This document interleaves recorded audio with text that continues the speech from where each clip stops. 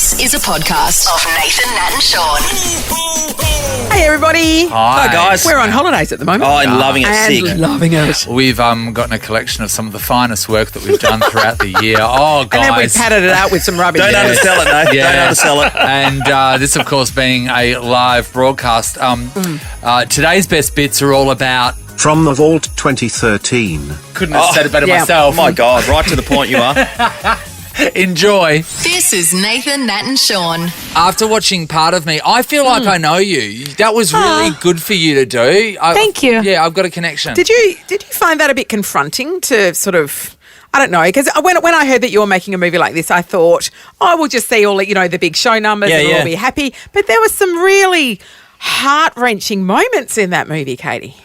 Yeah, I think that sometimes it's good to show the real stuff and the vulnerability. It was great. And then people relate to you more and understand you. And I think that my vulnerability is my strength, actually. Yeah.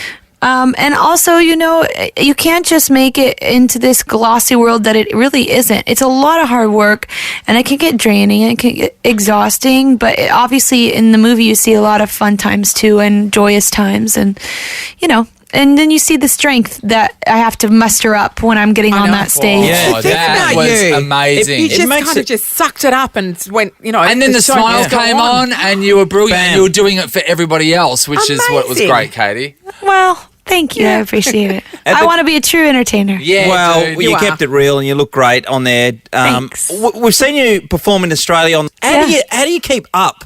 Because you must Barely. be... I Do you am. sleep at any stage? Yeah, I do this thing called transcendental meditation, which is really great. It's 20 minutes, and it helps with my jet lag especially. But it's this meditation that I learned, and you get a mantra, and basically, like your mind is always going, whether you're awake or whether you're asleep. Even when you're asleep, your subconscious is so intense. Like, imagine those crazy dreams that you're so embarrassed of having that you can't tell anyone else. No, you can't. That's your subconscious going wild. And so when you meditate, you actually get to turn your mind off for a second, and it really helps. It's like the deepest sleep that your body needs. So do you have your own mantra? I do, and you're not allowed to tell anybody it. I can't even tell the people I love. Oh, really? How exciting. Because what if full they on. just tell everyone the same one and tell you not to tell anyone? They don't tell everyone the same one, but there are different kind of genres, I guess, or groups of people. But it's really helpful. But I get really tired. Like, it's not easy singing at 6 o'clock in the morning. Yeah. I mean, people do it. Like when you're a little girl and you're singing in the mirror in your hairbrush, you don't sing and go, I hope I can sing at 6 a.m. No, you don't. That is not your dream. That is your nightmare. You should see us at 4 in the morning when we're rocking out of bed. I know, but you know what? They're great opportunities. I get to play in front of the Opera House and the Bridge, and I'm happy to be here because obviously it's paid off. You guys have been like the leaders. All of you people over here on this coast have been such great admirers of the music, and for that I repay you. Oh, you can do no wrong in our We love you, eyes. sister. You know what? When you first started breaking in the international market with I Kissed a Girl, we spoke to you way back then. What was I like then? Was I a real girl? Well, it was amazing. You're exactly the same What as what is you are Katy now. Perry? Yeah, it's really interesting. And then, and we've seen so many artists come up and burn really brightly and then go. And you're going to have one of those Madonna-like careers. It's brilliant. Oh, thank you. Yeah. I hope so. I admire some of her choices. Yeah, definitely. Hey, do you still get nervous when you perform? Sure. It just depends on what I'm performing for. A lot of times when I'm performing in front of my friends, I get nervous because I want to impress them. Yeah, right. And if like my boyfriend's in the audience, I get nervous. Yeah, okay. Yeah. Do you think that they're more critical of you because they know you? No, they're just more jaded than anyone else. But the other So I know I have to pull out the full singing stops. again. and I guess the thing is, Katy, whenever we've done stuff up on stage and you've had to see someone you know, Yes. your eyes can't stop going to see I how they're know. reacting. Like if, I if know, somebody yeah. you don't know in the audience, you just carry on like a pork chop, no problem. Exactly. Yeah. But there's nothing worse than the disapproving face of someone you love. Like your sister. Katy, when you're just say at home hanging with one of your friends at Yep. your house, Yeah. Can you call for a pizza, have the pizza guy come over, you answer the door? Can you do that? I just go, pizza? Pizza? Pizza? Chop, chop. Pizza? I'm hungry. Pizza? Pizza. So because Magically appear pizza. I don't do that necessarily. I was thinking you no. can't do that. Yeah. No, but when I first came to Australia, which I think was about 36 hours ago, I tried to I tried to do some normal fun things, and I got away with it. Sure, there were people following me, but I literally I got off of the plane. I went for a bike ride in the park. I went vintage shopping in Australia in Surrey Hill. Did you get good stuff? I got one dress that I didn't try on because I didn't have time, and it didn't fit me around my chest because my chest is always in the way. But I'll give it to a friend, and I'll give it to a friend. They'll enjoy it. And then I went and saw Gravity in the movie theaters. I waited in line for my own ticket. you did not. Yeah. I did too. Yeah, I love that stuff. It's like a fun exercise. Like, It's hilarious. Can I get away with being anonymous? Not really. When someone tries to do an impromptu with you in line, an impromptu interview with you in line. Oh. Oh, yeah, that would suck. I was like, are you kidding me right now in front of 50 people waiting in line for this movie? Can you please stop? Have you ever pretended that you're not you in that Oh, I moment? do it all the time. Yeah, right. I have to, or else I would not be able to leave any location. Speaking of movies, you've been involved with obviously the Smurfs, playing Smurfette, which would be amazing. And then obviously you've been in a lot of different TV shows. I would think the number one thing for me to ever be involved with would be The Simpsons, which you're able to do. Do you have The Simpsons to me is everything. Once you hit The Simpsons, that's Yeah. it. There's nowhere else There's to go, nowhere Katie. else. Have you got a favourite out of any of those things? I want to do a film. I would start waking up early in the morning, even though I hate mornings. For certain directors like Tim Burton or Ridley Scott Yeah. or Yeah, Wes right. Anderson, I would just give a limb to be in a Wes Anderson film. What if Wes Anderson rings today and says, Katie, I've got this part for you. It's for a one-armed girl. You have to hack your arm off. Yeah. You just said you'd give a limb. Well, it was an expression of sorts. She's sick. Hold you accountable. Katie. I only think David Lynch would ask of that. Okay, right. You're probably right. Prism, you're going to get so many hits off of this album Thank you. again because every single one of your albums, it doesn't seem to have any bad tracks. Well done. No. Well, I just try and stay true to myself, and I like writing fun songs. I like Raw. Yeah, we have to know. We do. But Love it's because it's got the Eye of the Tiger bit in Yeah. there, and that's one of our favourite songs. Yeah. absolutely. Yeah. Eye of the tiger. Yeah. I don't know how that came out of me just now. I know, impressive. Hey, of course you played on X Factor.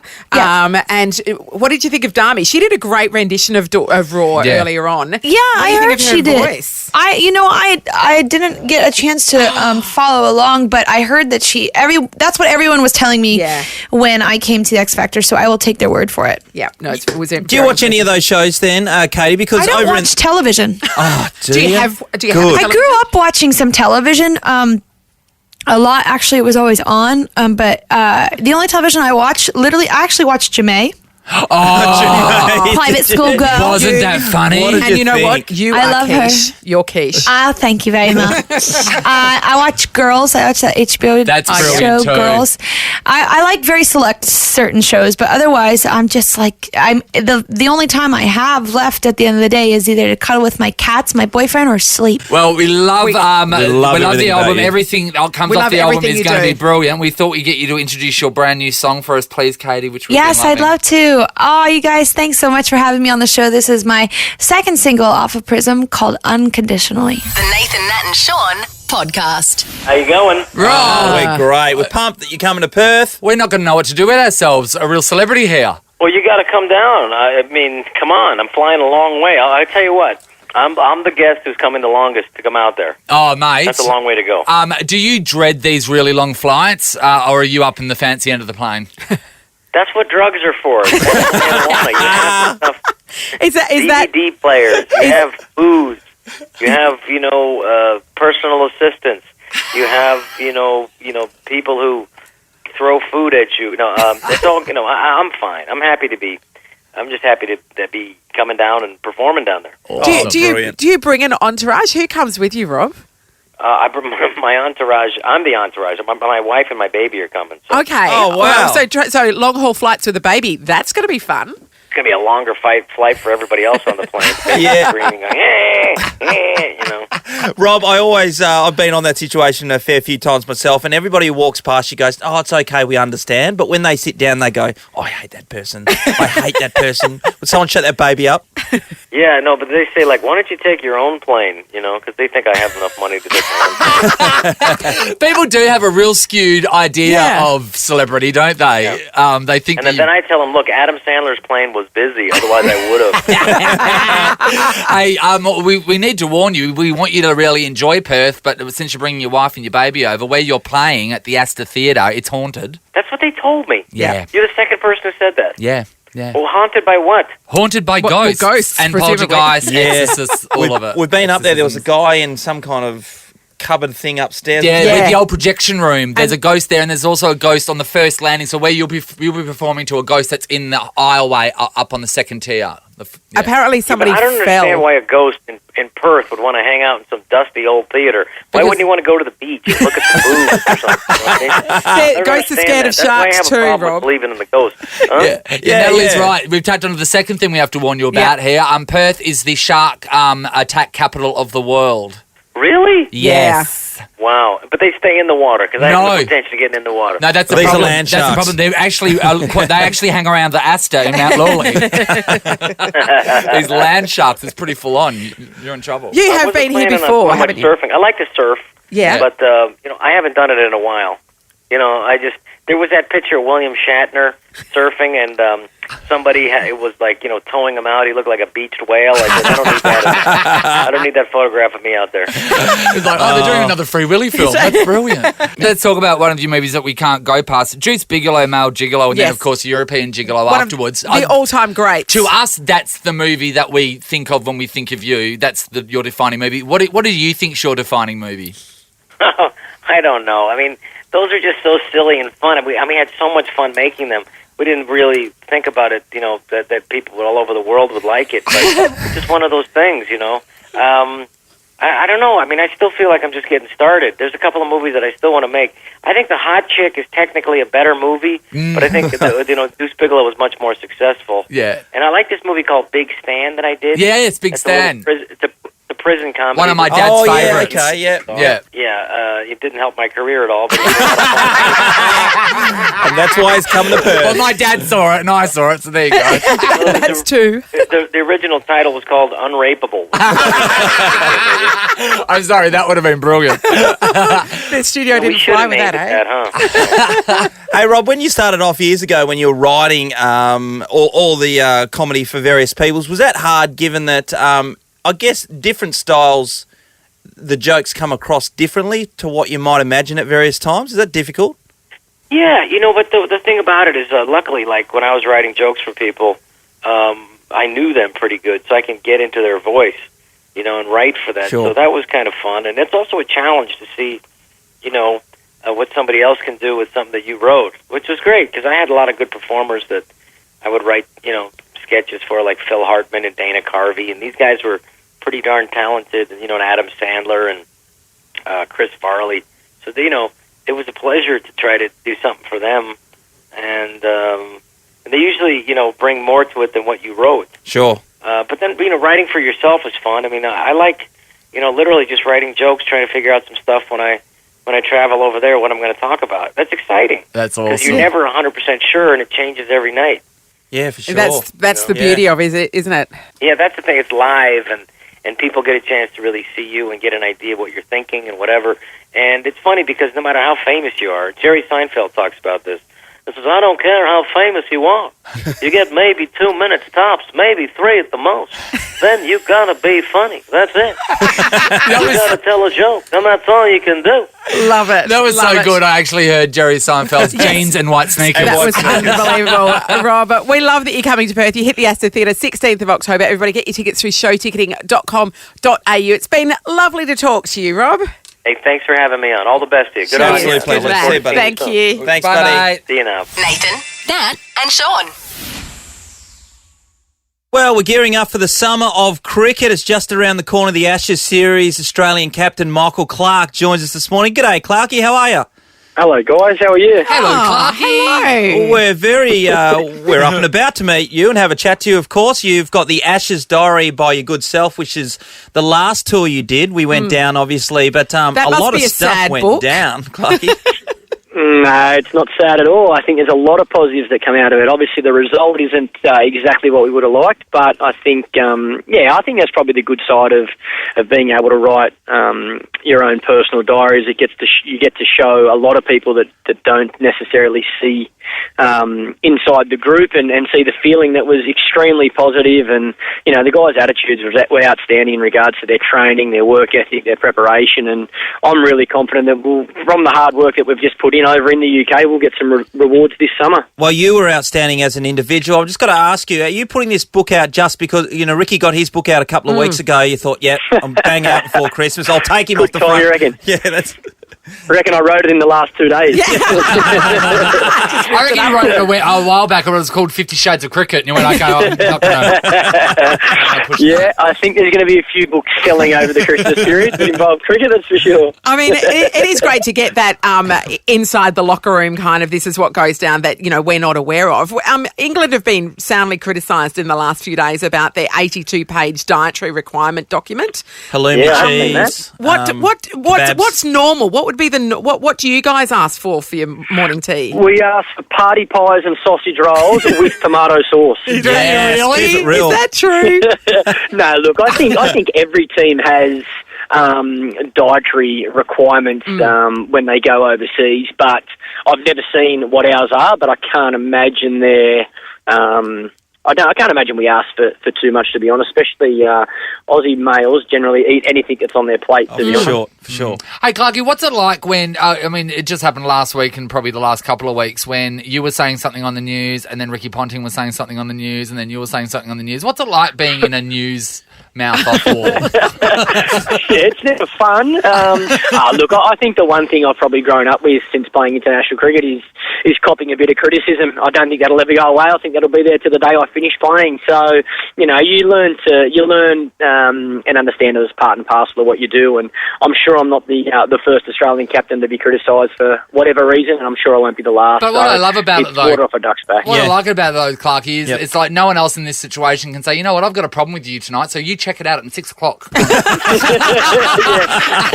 That's why we don't need mobile phones. As long as you got a TV, you can watch it on the news. Yeah, absolutely. Now, Clarky, going back to this Ashes Diary, of course, a lot of things went down, including Mickey Arthur losing his job as Australian coach at that time. Yeah. It must have been hard for you. And I know reading some of the excerpts, you were saying, you had such a close relationship with him. And for this to happen... Yeah, it was extremely tough. There's no doubt about it. I think all the players, a lot of the players for sure, found it quite difficult.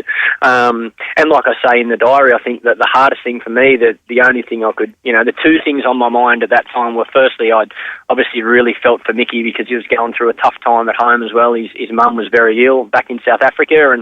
And the second thing, I was so worried about how it was going to affect the team 18 days before the first test. So,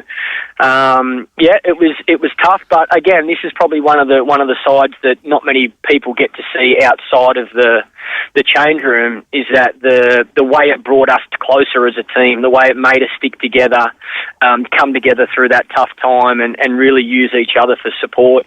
And that's where I don't think the players, especially the senior players, Brad Haddon as vice captain, Watto, Peter Siddle, Ryan Harris, these senior players have played a massive role in getting this team to where we are today, and I don't think they get enough credit for that. So, I tried to use the diary to actually show that, their help and support, especially for the younger players and the guys that were experienced the UK for their first Ashes tour, played a huge role in making sure the feeling around the group was outstanding. And that's why I say I really hope and believe that we'll get some rewards for that hard work and dedication where we had to stick together. In England, we'll get the rewards this summer. Well, we would love to see that. The big question, though, Clarke, is how's your back? Is it all right? My back's great. My back is great. Is it great? Thank you. It's going really well. Yeah, I feel 100%. I feel fit and healthy, and I can't wait for this first test. Could you do a cartwheel? Well, we got a limbo competition coming up. I probably couldn't do a cartwheel, but that's nothing to do with my back. Just you can go to Kinder Gym. Interesting. I need some practice. Clarky, you really should have won another sort of award, and that's one of the best wedding photos I've ever seen. Oh, with the horse? But incorporating a pony into your wedding photos. It was well done. something like... I can't say I took it myself. But it was so cinematic that that picture. You looked attractive, your missus looked attractive, and the horse looked bloody attractive too. Yeah, it's good, isn't it? It was racing the Melbourne Cup last week, actually. So it was nice to have the horse there. Is that huge? Is that picture huge in your lounge room or something like that? Because that's a wedding picture you want to blow up. That picture's not in our house, no. Really? It was a beautiful horse. No. Look, we certainly have our wedding photos that we keep, but no, we don't. That was a good one. Yeah, they're all good ones. It was great to say in my life. What do you hate about beautiful horses? I love my horses. I love my horses. You watch yourself. Well, mate, back to the team, which will be announced for tomorrow for the first Ashes squad. Over here, Mitchell Johnson, obviously playing for the Warriors, bowled pretty well on the weekend. He's a real wicket taker. We're kind of hoping he gets a game, and I'm kind of hoping that Shaun Marsh gets an opportunity throughout this series. Yeah, look, Mitch has bowled exceptionally well since coming back in the Australian team, and he was a handful in the UK against England, so I think he's certainly done everything he possibly can to push for selection, and I really hope he gets an opportunity, because I think if he does get a chance, I wouldn't be surprised if Mitch is man of the series at the end of this Ashes series. Yeah, right. And the other one, Shaun, I've always loved Sauce. I think he's a wonderful guy. He's got a great attitude. He's a big, strong man and a tough worker. And I think if he gets another opportunity to play for Australia, I'm pretty sure he'll grab it with both hands as well. So hopefully, whether Shaun's selected or not, hopefully he can continue to score runs and stay fit and healthy, because I think he still has a lot of years left of success for Australian cricket. No doubt about it. George Bailey, the other person, along with Dave Warner at the moment, who are putting runs on the boards. George, not so much in his Shield game over the weekend, but it's good to see that there's some Aussie batsmen in form. Chris Rogers was another one who scored a couple of big innings on the week. During the week, sorry. I think everyone scored hundreds except me. 88? Was that 88? How embarrassing. Yeah, I know. You got 88 though, didn't you, mate? No, not I got 40 against Victoria, but I got 88 against Tasmania. I think Bales has been outstanding, obviously, in the one-day format as well. So, again, all guys can do is put as many runs or take as many wickets as they can as possible in whatever format they're playing, put their name right in the front of the selectors' minds and hope that they get an opportunity. Well, we've got high hopes for this summer, because we've all got English friends and they become unbearable when they win, to be honest, Clarky. So I know that feeling.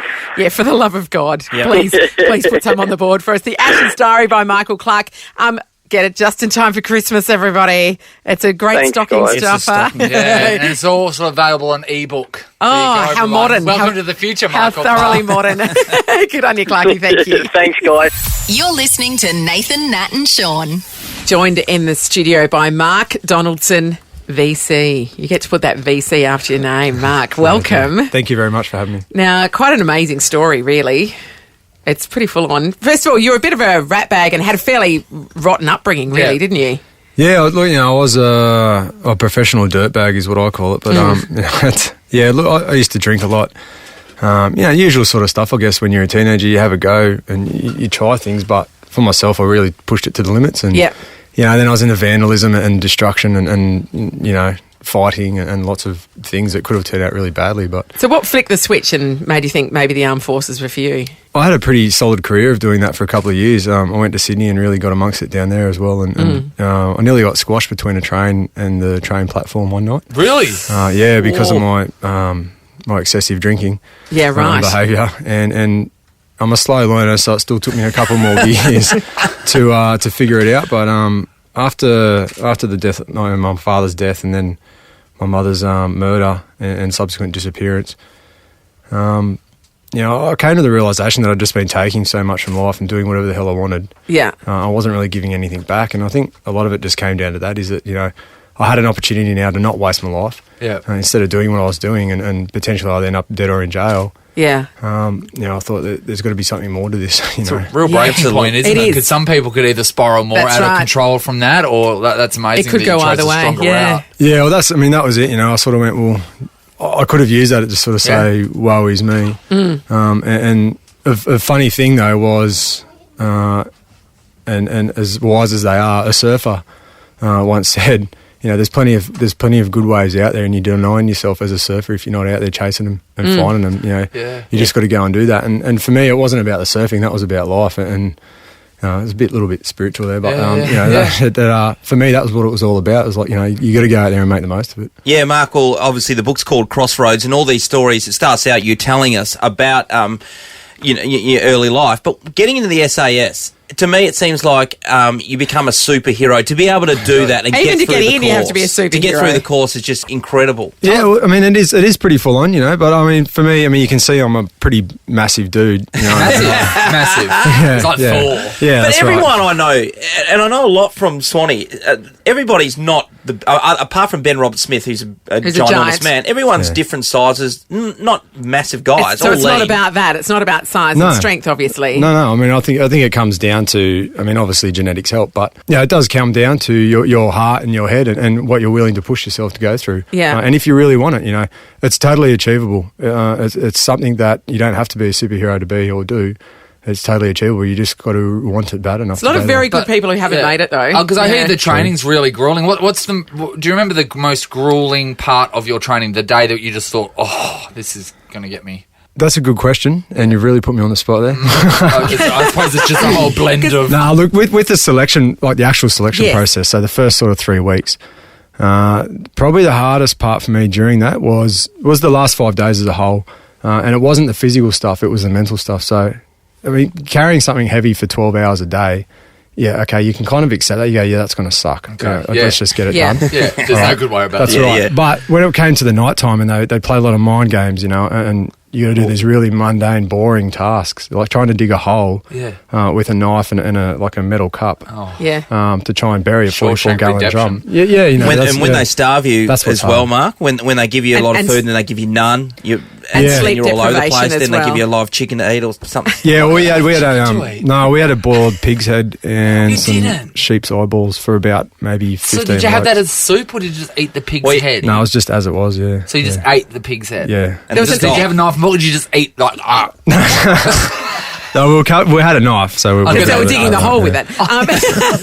There was an excellent doco about the selection process for the It was great, essays. actually. It was extraordinary to watch, and it was the mind games that really seemed to break the potential candidates. I mean, that's what it's all about. It's about finding what a person's character is truly like, when they're at their rawest, I guess. And you've got your resignation letter in your pocket at all times, so you can just hand that over. Yeah, exactly. Yeah. That's awesome. They stuff around. You can have that with life. And with guys yelling at you, do you want to do it? Do you want to do it? Yeah, exactly right. Yeah. I guess we want the guys that are, the cream of the crop in this position. Yeah, exactly. Yeah, well, the thing is, you want to know that these guys can work on their own and have the motivation to do so, and also work in a team and make it harmonious and just to get the job done, and that's what we're looking for.